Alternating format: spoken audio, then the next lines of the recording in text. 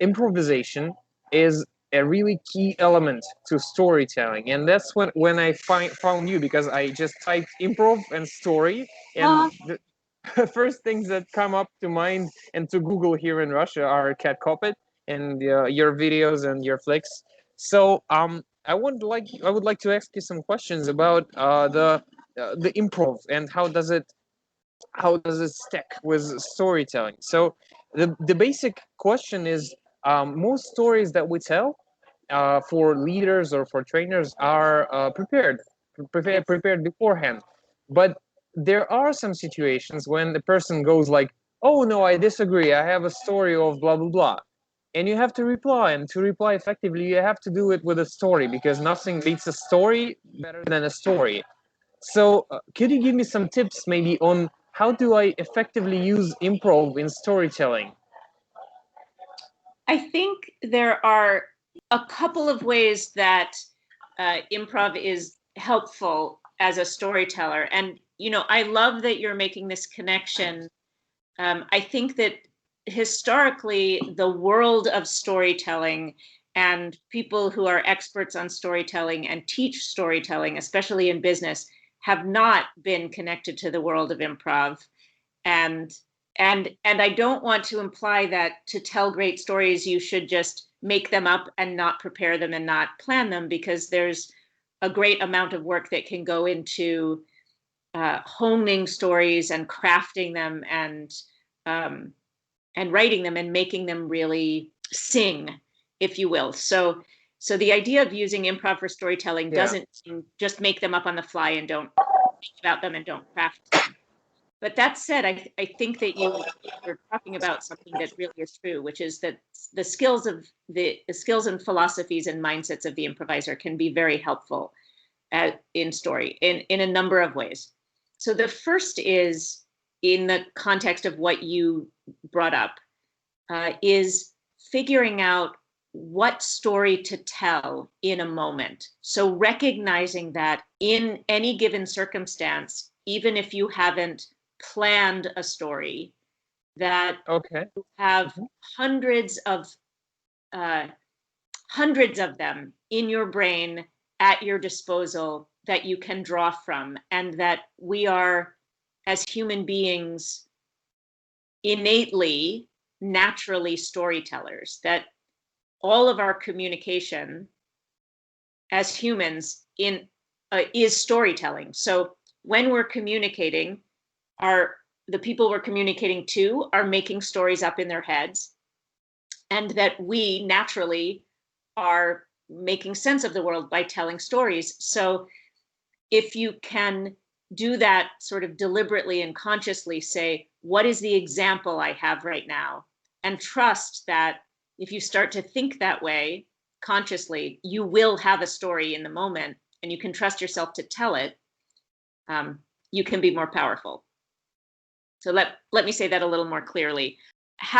Thinking as an improviser and saying, I'm going to trust myself that I can tell a story coherently and clearly in the moment, and pull one out right now in this moment and say, what does this moment need? What story should I tell?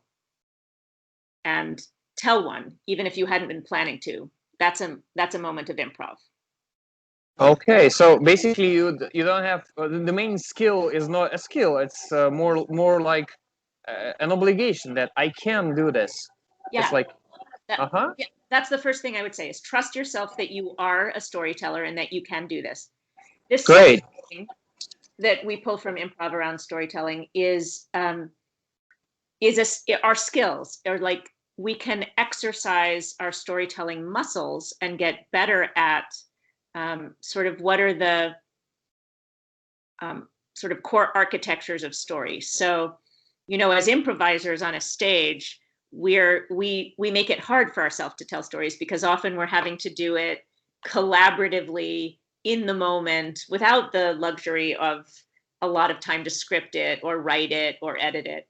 So we've developed some tools and techniques to really get to the bottom of what makes a good story. And so we have some structures, like our most popular one is the story spine, which was created by a guy named Ken Adams, who also has a wonderful book called How to Improvise a Full-Length Play, which has lots of activities for creating stories in it. And it's a 5 or 7 sentence model for how to structure a story well, beginning, middle, and end, so that you can tell the same story in 7 sentences or 45 minutes, but you have the spine of it and you know, like, what is my story? And then you can tailor it to, however long or short you have. And the improv part of that is knowing how you want to tell it so that it matches the needs of the moment. Yeah, this second part is really interesting because you said story spine, and could you repeat the name of the author of this? Yes, so it's in my book, Training to Imagine. It's outlined in there as well. And I reference Ken. His book is called How to Improvise a Full-Length Play. Oh. And so he also expands on that. Oops, sorry. So he expands on the story spine and also has many, many other activities for getting good at storytelling.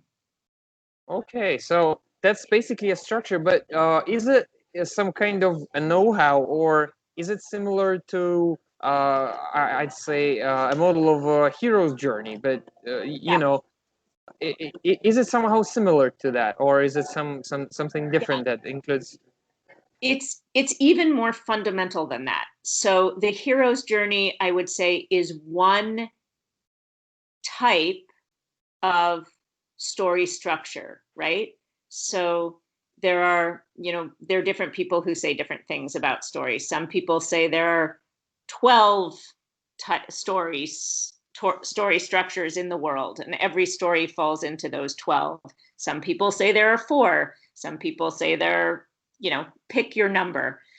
The story spine was designed to, what Ken would say, I think, is that all stories, all well-told stories, at least in Western cultures, we like our stories to fit this structure, that it has a beginning, a middle, and an end, that there's really, what it does is it says the story has a platform or routine when it starts.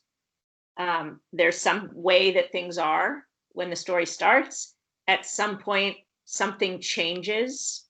So there's a catalyst that shifts or breaks the routine. Then because of that, there's a whole bunch of consequences because of that, because of that, because of that, just sort of the main body of the story. At some point, there's a climax, and then there's a resolution, which leads to a new stasis or a new routine. And that's sort of the general structure of a well-made story, in a kind of, in the way Aristotle would say a well-made story has structure.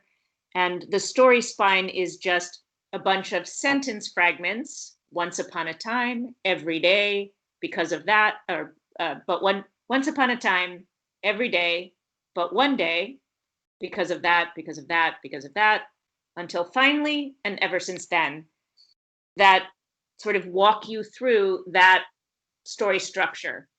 And the hero's journey is a more complex version of one of the ways that the story spine shows up. So not every story is a hero's journey. There are other formats that you can. Yeah, there are. Yeah.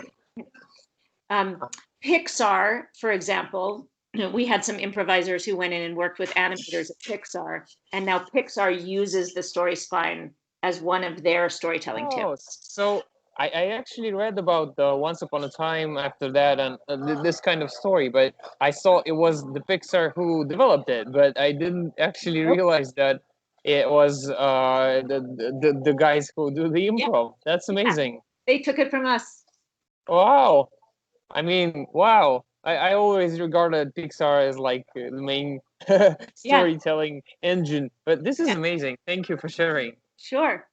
Ken Adams, it's Ken with two N's, is a genius improviser, and he so get his book. What he was trying to do originally was get groups of improvisers to improvise full-length plays, one story, one character each, one set, two act plays.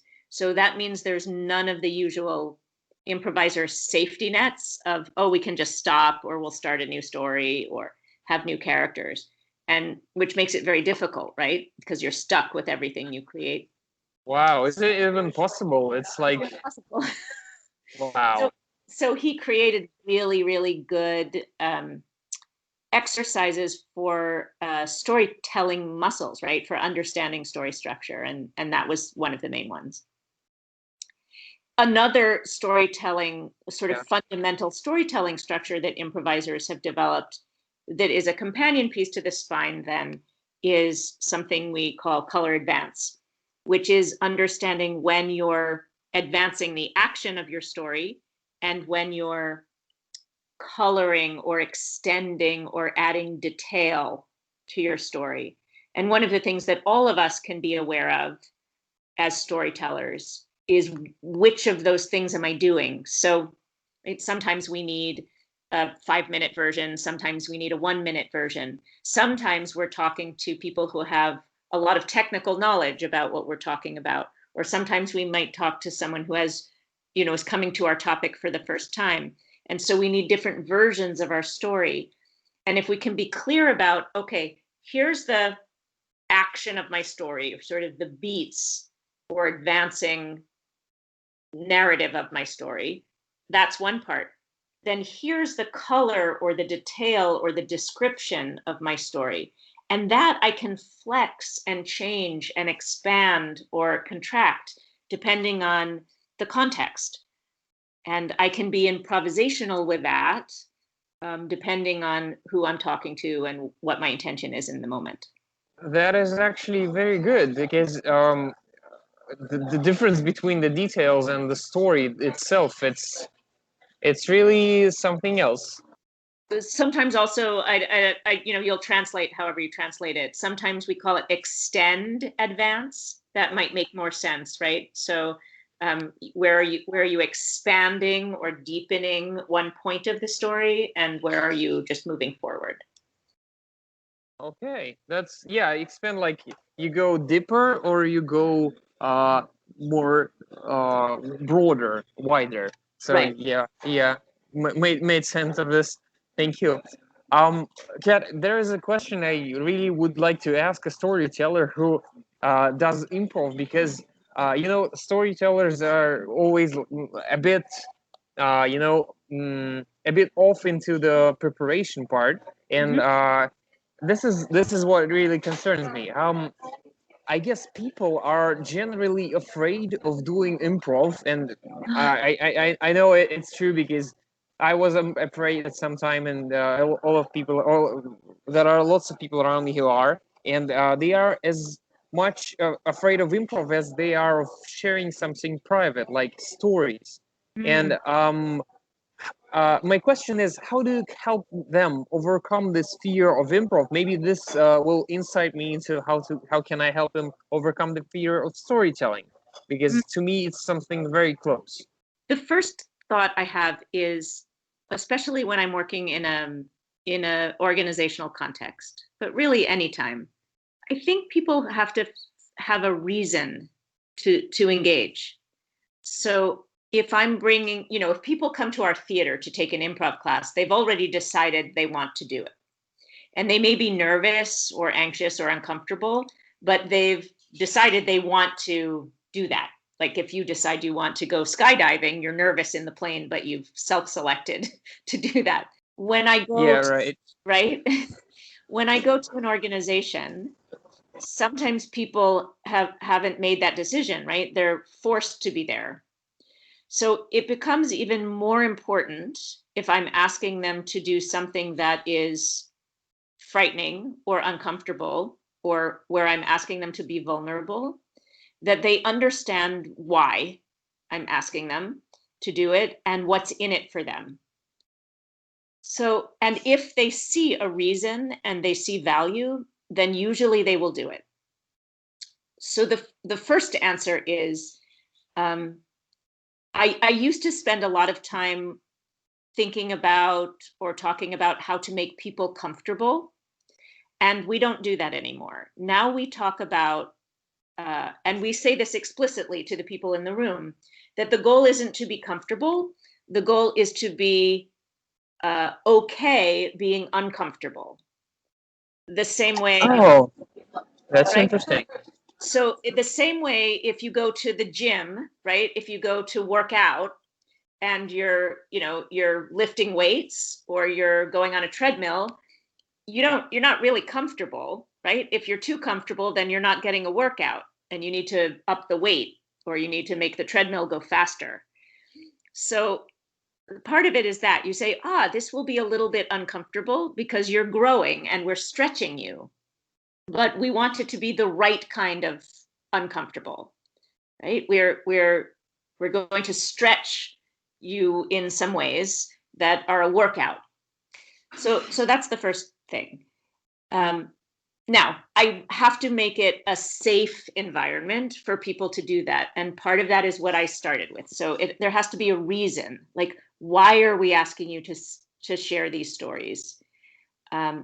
One of them, here are some reasons. One is to build trust in the group and have people get to know each other better so that they can work better together as a group and understand each other more and trust each other more.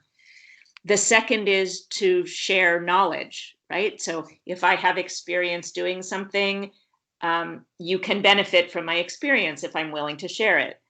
A third is to get help, right? If I share my experience, especially if I share experience of failure or a problem I'm having, then my colleagues can help me, because if they understand, they can't help me if they don't understand what I need.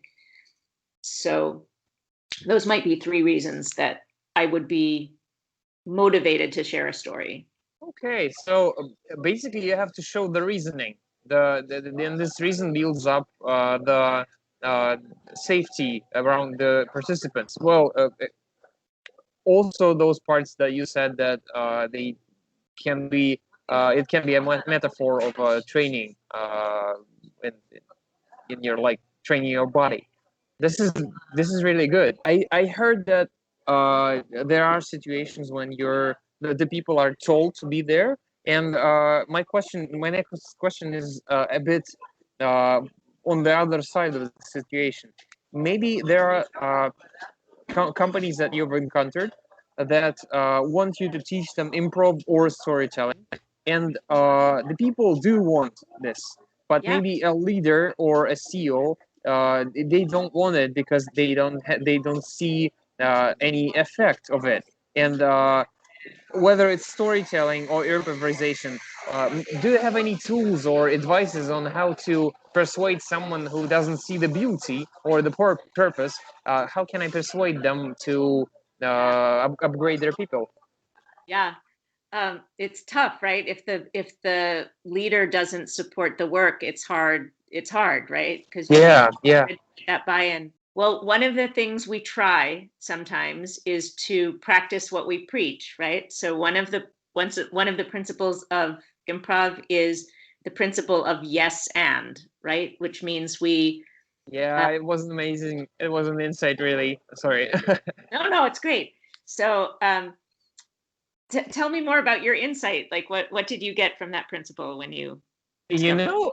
I recently started teaching emotional intelligence as a training, and this position, the position itself, as perceive anything as an offer, and this a mindset that I'm a victim or I'm a victor, a mindset that everything the world poses me is not a challenge, it's an offer, and I saw your video after I listened to Doug Stevenson's performance at Google. He told a story in a Google authors meeting where he was late for a conference, and he flew the same day the conference was, and the flight were delayed, and just shuttle came off, and there were no taxis and no taxis around and stuff. And then he stands on this parking lot, devastated, after a great and resonant story. He stands there, and he just notices a limo standing right there. Not a taxi, not a shuttle bus, but a limo. And it turned out that the driver, the passenger who had to take the limo, was delayed, and the driver was heading back to the city. So they arranged that $20 will do, and the driver drove him to the city. And like a mantra, like a withered chant, Yoda's prophecy, he said the phrase, "Next time, man, don't look for the shuttle, look for the limo." And this stuck with me so much, because look for the limo is like a metaphor of looking for something great in a bad situation. And this resonates with yes and, like, you do not regret it as a, oh no, you go yes and try to find the limo in there. And this is so insightful for me. Beautiful. I love it. My question to you would be, so if you have a leader who is resistant or seems to not buy in, what might be the offers that you can accept and build with there? Like, what might be the limo there? How would you look for those? That's actually very good. I was looking for an answer, but I got a question, and I'm satisfied. I'm glad you're satisfied, and I could also answer it. I mean, I think that's the answer really is that's what I try to do. I try to practice what I'm preaching and assume that the leader or whoever is resistant, right? Sometimes it's the leader, and that feels important. Sometimes it's a participant in the room, that they're not just difficult or stupid or, they don't get it. They actually have a legitimate need or a legitimate point of view, and how can I understand them more deeply and meet them and serve them? Because there are two possibilities, right? One is I actually do have something of value, and if I understand them and what they're interested in, then what I have of value, I can connect to what they need, right? So if they say, well, I think this is fluffy. What I really care about is that my people, are selling more. This is a serious business. We need to make money. I need my people to sell more. Then I can have a conversation about, well, when we've done improvisation with salespeople in the past, here's what they report, and here's how this connects to making more sales. And I can frame it that way, and maybe that will have importance to them. Or it's possible that they're right, and what we're doing isn't of value to them, and then I shouldn't be there. Right? Wow, that's just acceptance. They accept that you're wise enough to back off, and that's even more powerful. Because sometimes it's true, right? Sometimes something is going on in an organization, and I have something that's wonderful and valuable, but it isn't the right moment, and it's not what they need right then. Wow. You're actually the first one who I'm talking to that says something like this, that you have to back off sometimes. That's valuable. We have a whole box of tools, but sometimes, we don't just have a hammer. But even if you have a hammer and a screwdriver and a saw, sometimes you don't need tools. Sometimes you need a sandwich. That's great. Yeah. Okay, so we can persuade the participants, we can persuade the CEO, and we've got through that part. That's really something for me. Here's a question. In one of your presentations, you quoted David Augsburger. That was a very powerful quote. You said that being heard is so close to being loved that for the average person, they're almost indistinguishable. And I'm digging into this, and I'm trying to learn how to make a person tell a story and feel this state of being heard. Maybe you could give me some of your advices or your insights into this area. How do you make a person feel comfortable and feel awesome and being heard? Oh, I love that question so much. I think in some ways it stems from what we were just talking about in terms of recognizing that everything is an offer, really being present to receive as many offers as you can, and relinquishing any need to offer anything back for as long as possible. So deep listening is about part of it is just about holding the space for the other person to speak. Some of that is about non-verbally being present and being willing to be silent and just leaving space. So holding the space for the other one. It's like it is present in non-verbal, but I actually feel the magic in there. But I don't know even how to describe this, because so when someone is just listening, they're just attentive. And when somebody is really listening, like story listening, they're more than present. It's kind of like magic.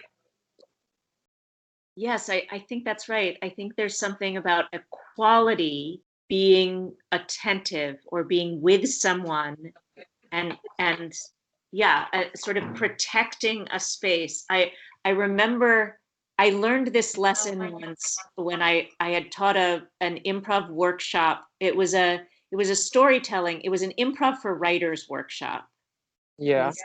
So years ago, and I had people write some. They were writing, so I was giving them improv activities and prompts, and they were writing.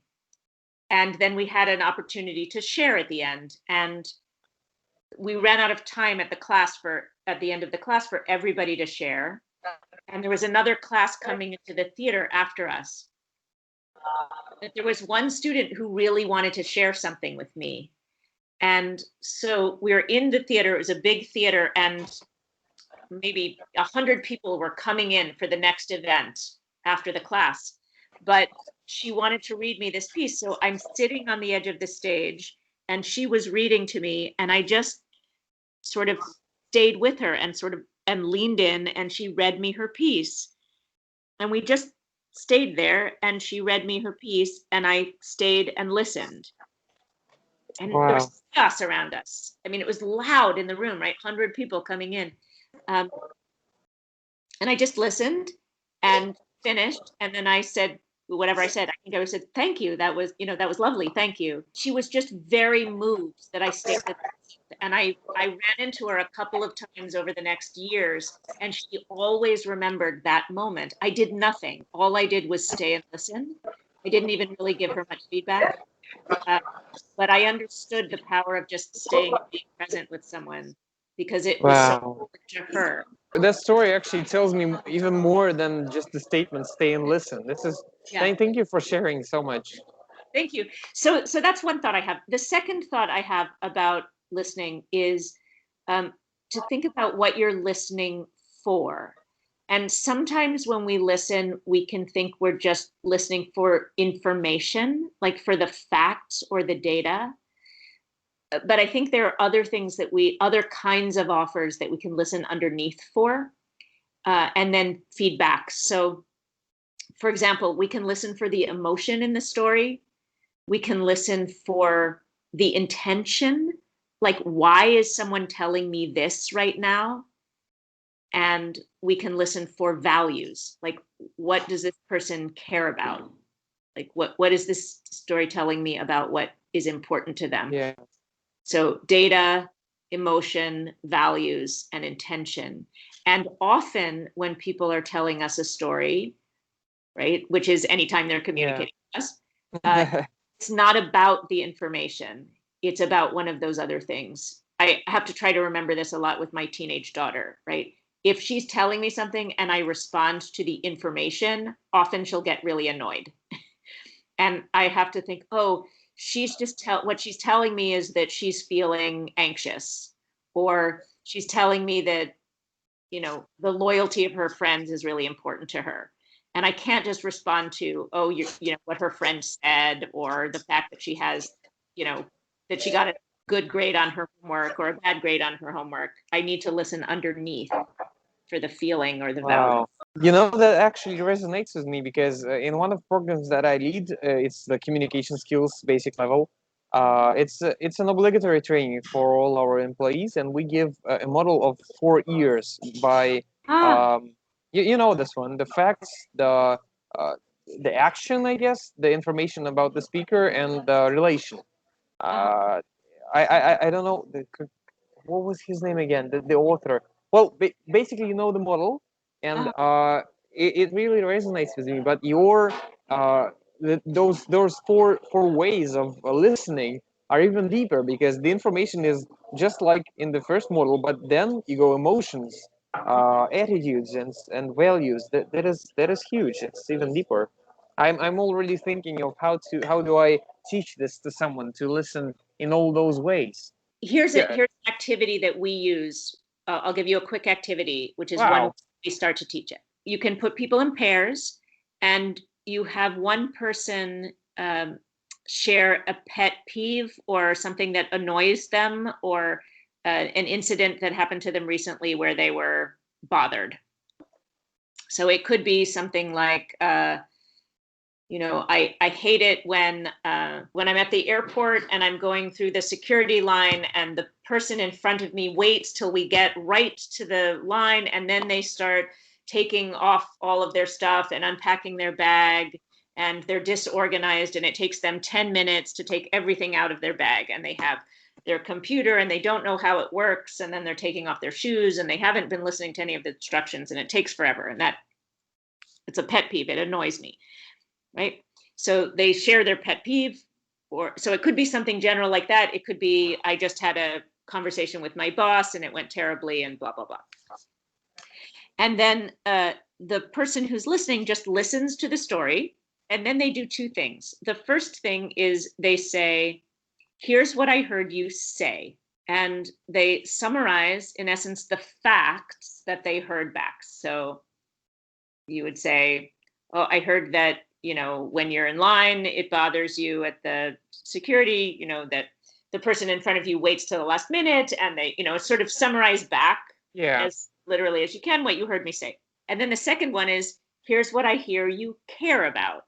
Yeah. That's where you're practicing feeding back sort of the values or the intention underneath. So if you heard my story and you were gonna feed back to me the values, what would you like? How would you do that? What would you say maybe? Um, I would say that you value time and you value not only time, but let me put it in. I would put it this way: you value time, and you are not bothered when your expectations about your time are met. Am I Ah, right? good, great. And we could keep going. So I could say, what else? And you might say, you value efficiency, or you value Yeah. people, knowing what they're doing or following directions, or you value expertise. I don't know, like I'm making this up. Yeah. And that's the activity. And then it's as simple as that. And then you can debrief around, how was it to listen this way? How was it to be listened to like this? What did you learn about yourself and why some that bothers you? Um, Sometimes people learn things about why something bothers them they didn't know. Oh, I thought I was just impatient, but no, I actually value people being respectful of other people when they're in a group, you know? So it's not that I'm bad. It's that I Uh, have values that were not met in this situation. exactly right. This is huge for the emotional intelligence, for communication. This is huge. Yeah, it's a good activity. And it's Yeah, easy to it's get it from both sides, right? They understand what it's like to listen differently, but they also feel the impact of being listened to differently. wow. Great. Thank you. I actually got even more than I anticipated from this talk because this was really resourceful. Do you have like a favorite method or tool of finding good stories to tell? Because the ones you've told on stage are like the burrito story. I know they are improvised, but maybe the stories that you perform and prepare in advance. Do you have any ways to find them? I do, and it's not mine. I Yeah. just discovered it, and so I'm going to recommend a book to you, Yeah. which is fantastic. And also, you can find this person online. He has a podcast and he has a TED video about what I'm going to recommend. So his name is Matthew Dix. His book is Storyworthy. And he has an activity which is exactly about this. It's about how to find stories for yourself. And the activity is called Homework for Life. And if you search, if you just Google Matthew Dix and Homework for Life, he has a whole TED Talk on it, on this process. So I'll tell you about it a little bit, and then you can watch his TED Talk, and he'll tell you how to do it. But the idea is that you, at the end of the day, you write down the most story-worthy moment of your day. And it can be anything. It doesn't, you might feel like you don't have any story-worthy moments. It might be, the conversation you had in the coffee shop with the person who gave you your coffee, or it be, an interaction with your kids, or a moment that you had facilitating in front of the room, or the limo moment is a perfect example, right? A small moment in your day, which then becomes a great story. But if you do this every day, first of all, your life will be better and you'll remember your life and engage in your life in a different way. But as he says, you'll also start to hone your ability to see stories and to recognize what is story-worthy in your life, and how many opportunities there are for stories. And very quickly, you'll have hundreds and hundreds of stories to tell. I actually heard some of that in the books I've listened to and read, but I have never perceived it as a homework for life, because as a forever student that I am, this is really good. It's been amazing. I've been doing it since October, and I really do have dozens of stories. So, Kat, thank you so much. This was really inspiring. And if you do ever need an advice of a Russian storyteller who is trying to use improvisation in his trainings, I'm really open to any communications, any talks or mail. Would really love to work with you. And thank you once again. This was really good. I got so much out of this conversation as well. I learned a lot, and it was very inspiring. So thank you for reaching out.